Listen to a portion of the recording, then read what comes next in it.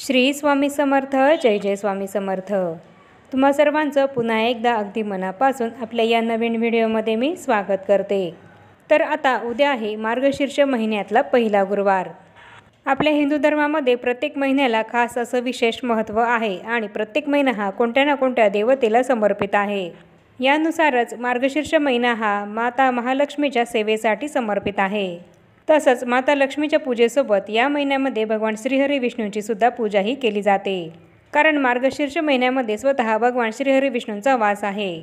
या मार्गशीर्ष महिन्यामध्ये श्रीहरी विष्णू आणि माता लक्ष्मी यांची पूजा केल्याने आपल्याला सुख, शांती, समृद्धी, ऐश्वर हे आपल्याला प्राप्त होत असतं आणि आपल्या जीवनातल्या सर्व समस्या, संकट, अडचणी या दूर होऊन श्रीहरी विष्णू आणि माता लक्ष्मी यांच्या कृपेने आपल्या घरात माता लक्ष्मीचा अखंड वास राहतो. आपले दारिद्र्य हे नष्ट होतं.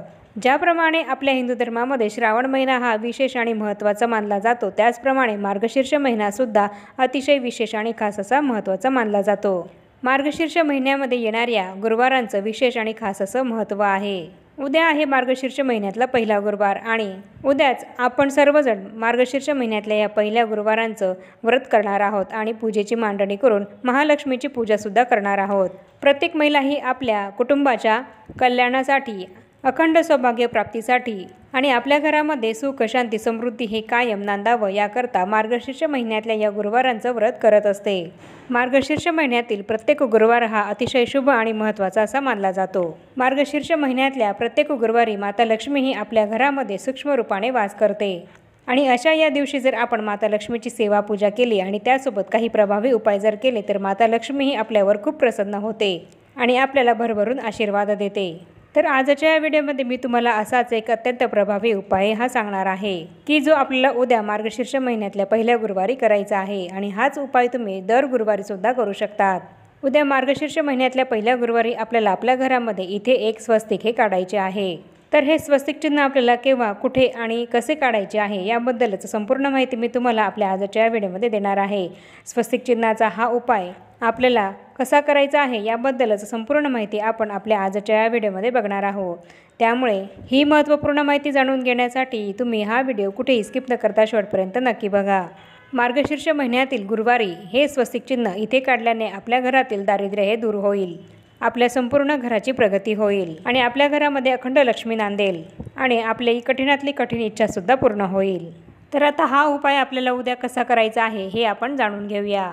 आपल्या हिंदू धर्मामध्ये अशी अनेक चिन्हे आहेत जी शुभ मानली जातात आणि यापैकीच एक शुभ चिन्ह आहे ते म्हणजे स्वस्तिक. स्वस्तिक म्हणजे शुभ. स्वस्तिकच्या 4 ओळींची तुलना 4 पुरुषार्थ, 4 आश्रम, 4 जग आणि 4 देव म्हणजे ब्रह्मा, विष्णू, महेश आणि गणेश यांच्याशी करण्यात आलेली आहे. आणि म्हणूनच कोणतेही शुभ कार्य सुरू करताना सर्वात आधी स्वस्तिक हे चिन्ह काढलं जातं. त्याशिवाय कुठल्याही पूजेला सुरुवात होत नाही. स्वस्तिकचे चिन्ह हे शुभाचे सूचक मानले गेले आहे. आपल्या हिंदू धर्मग्रंथांमध्ये स्वस्तिकचे चिन्ह हे भगवान विष्णूंचे आसन आणि माता लक्ष्मीचे रूप मानले गेले आहे. चंदन, कुंकू आणि शेंदूरने स्वस्तिक चिन्ह हे बनवल्यास ग्रहदोष हे आपले दूर होतात आणि धनलाभाचे योग हे तयार होत असतात. आपल्या घरामध्ये स्वस्तिकचे प्रतीक बनवल्याने, स्वस्तिक हे चिन्ह काढल्याने देवी लक्ष्मी ही आपल्यावर प्रसन्न होते आणि आपलं दारिद्र्य दूर होतं. स्वस्तिक या चिन्हाचं वैशिष्ट्य असं आहे की हे चिन्ह कोणत्याही दिशेला केले तरी सकारात्मक ऊर्जा ही 100 पटीने वाढते. स्वस्तिक या चिन्हाचं वैज्ञानिक महत्त्वसुद्धा आहे. जर आपण स्वस्तिक हे योग्य प्रकारे काढले तर त्यातून खूप सकारात्मक ऊर्जाही निर्माण होते आणि ही ऊर्जा वस्तू किंवा व्यक्तीचे संरक्षण करण्यासाठी उपयुक्त ठरते. स्वस्तिक हे चिन्ह आपण आपल्या घरामध्ये काढल्याने आपल्या घरातला वास्तुदोष हा दूर होतो. तसंच कुठलीही नकारात्मक ऊर्जा ही सुद्धा आपल्या घरातून बाहेर निघून जाते. ज्या ठिकाणी स्वस्तिक हे चिन्ह काढलं जातं तर त्या घरामध्ये कुठलीही नकारात्मक शक्तीही प्रवेश करत नाही. कारण स्वस्तिक या चिन्हामध्ये 4ही दिशांची सकारात्मक ऊर्जा ही खेचून घेण्याची खूप मोठी ताकद आहे. आणि असं हे स्वस्तिक चिन्ह आपण जर आपल्या घरामध्ये काढलं तर आपल्या घरामध्ये या स्वस्तिक चिन्हाच्या प्रभावामुळे संपूर्ण घरात खूप मोठ्या प्रमाणात सकारात्मक ऊर्जाही निर्माण होते. आणि अशी ही सकारात्मक ऊर्जा आपल्या घरामध्ये निर्माण झाल्याने देवी लक्ष्मी ही सुद्धा आपल्या घरामध्ये प्रवेश करेल आणि आपल्या घरात तिचं अखंड वास्तव्य राहील. आणि म्हणूनच उद्या मार्गशीर्ष महिन्यातल्या पहिल्या गुरुवारी आपल्याला आपल्या घरामध्ये या ठिकाणी स्वस्तिक हे चिन्ह काढायचं आहे की जेणेकरून माता लक्ष्मी ही आपल्या घरामध्ये प्रवेश करेल आणि तिचं वास्तव्यसुद्धा आपल्या घरामध्ये कायम राहील। तर उद्या सकाळी मार्गशीर्ष महिन्यातल्या पहिला गुरुवार असल्याने आपल्याला लवकर उठायचे आहे आणि सर्वात आधी आपले स्नान करायचे आहे आणि स्वच्छ कपडे परिधान करून सर्वात आधी आपल्या देवघरातील देवांची पूजाही आपल्याला करून घ्यायची आहे आणि तसंच आपल्या मुख्य प्रवेशद्वाराच्या बाहेरची जागासुद्धा आपल्याला स्वच्छ झाडून पुसून घ्यायची आहे आणि आपल्या घराच्या मुख्य प्रवेशद्वाराच्या उंबरठ्याला हळदीचं लेपन करायचं आहे। तसंच तुम्ही या मार्गशीर्ष महिन्यातल्या व्रताच्या पूजेची मांडणी करणार असाल तिथे तुम्हाला स्वच्छ झाडून घ्यायचं आहे आणि तसंच थोडंसं गोमित्र शिंपडून तुम्हाला ती जागा स्वच्छ पुसून घ्यायची आहे। पण उद्या मार्गशीर्ष महिन्यातला गुरुवार असल्याकारणाने आपल्या घरातली संपूर्ण फरशी ही आपल्याला चुकूनही पुसायची नाही आहे। जिथे तुम्ही पूजेची मांडणी करणार असाल तिथेच तुम्हाला थोडंसं गोमित्र शिंपडून ती जागा स्वच्छ पुसून घ्यायची आहे। यानंतर तुम्हाला एका वाटीमध्ये थोडंसं कुंकू आणि हळद हे एकत्र करून त्यामध्ये थोडंसं पाणी टाकून त्याचा गंध तयार करायचा आहे आणि यानंतर या कुंकू आणि हळद मिक्स केलेल्या गंधाने आपल्याला आपल्या मुख्य प्रवेशद्वाराच्या बाहेर एक स्वस्तिकाचं चिन्ह हे काढायचं आहे। स्वस्तिक काढताना ते नेहमी आपल्याला मधले 4 बिंदू आणि स्वस्तिक चिन्हाच्या दोन्ही बाजूला 2 उभ्या रेषा मारून काढायचं आहे। स्वस्तिक चिन्हाच्या दोन्ही बाजूला 2 उभ्या रेषा आणि मधले 4 बिंदू काढल्याशिवाय स्वस्तिक हे चिन्ह कधीही पूर्ण होत नाही आणि असं अपूर्ण चिन्ह काढल्याने त्याचं फळसुद्धा आपल्याला मिळत नाही। त्यामुळे स्वस्तिक हे चिन्ह काढताना मधले 4 बिंदू आणि दोन्ही साईडला 2 उभ्या रेषा या आपल्याला मारायच्याच आहेत। तर याप्रमाणे आपल्याला स्वस्तिक चिन्ह हे आपल्या मुख्य प्रवेशद्वारावर काढायचं आहे। असं स्वस्तिक चिन्ह आपल्या मुख्य प्रवेशद्वारावर काढल्याने आपल्या घरामध्ये प्रचंड सकारात्मक ऊर्जा ही खेचली जाते आणि तसंच स्वस्तिक हे चिन्ह देवी लक्ष्मीला सुद्धा आकर्षित करत असतं। त्यामुळे असं स्वस्तिक चिन्ह आपल्याला आपल्या मुख्य प्रवेशद्वारावर काढायचं आहे। त्याचप्रमाणे याच गंधाने आपल्याला आपल्या देवघरामध्ये सुद्धा स्वस्तिक हे चिन्ह काढायचं आहे। आपण आपल्या देवघरामध्ये जो दिवा लावत असतो तर त्या दिव्याखाली आपण जी प्लेट ठेवत असतो तर त्या प्लेटमध्ये आपल्याला हे असं स्वस्तिक चिन्ह काढायचं आहे आणि त्यानंतर त्या स्वस्तिक चिन्हाच्या वर दिवा ठेवून तुम्हाला तो प्रज्वलित करायचा आहे। त्याचप्रमाणे एक स्वस्तिक चिन्ह हे आपल्याला आपल्या किचनमध्ये सुद्धा काढायचं आहे।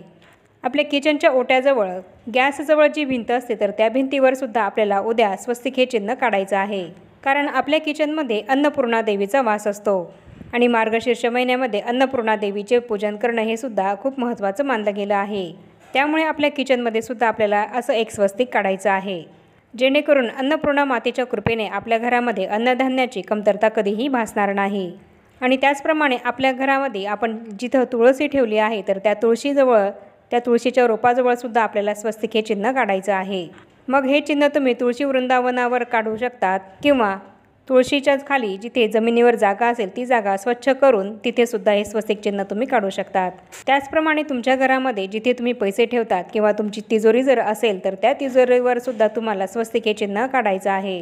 आपल्या पैसे ठेवण्याच्या ठिकाणी किंवा तिजोरीवर असं स्वस्तिक हे चिन्ह काढल्याने 4ही दिशांनी आपल्या घरामध्ये पैसा येऊ लागतो, आलेला पैसा हा टिकू लागतो, अनाठाई खर्च होत नाही।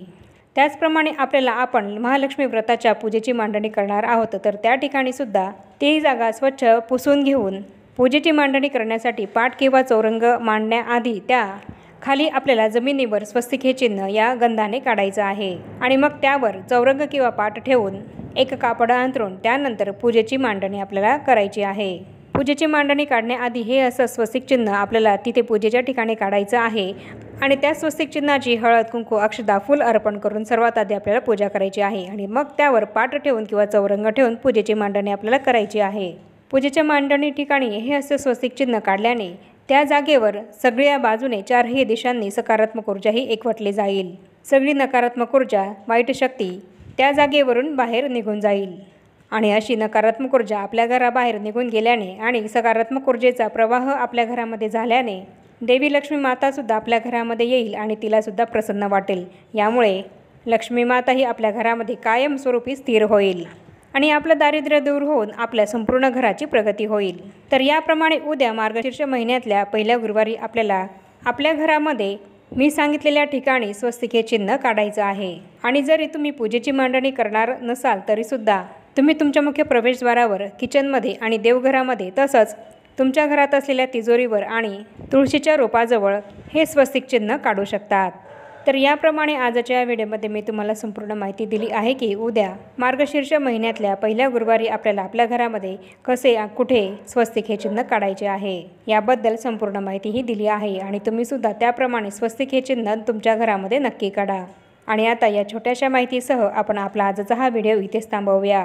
चॅनलवर जर तुम्ही पहिल्यांदाच आला असाल तर चॅनलला जरूर सबस्क्राईब करा आणि या व्हिडिओला जास्तीत जास्त लाईक आणि शेअरसुद्धा जरूर करा आणि भेटूया पुन्हा अशाच नवीन एका माहितीपूर्ण आणि महत्त्वपूर्ण व्हिडिओसोबत। तोपर्यंत सर्वांना श्री स्वामी समर्थ।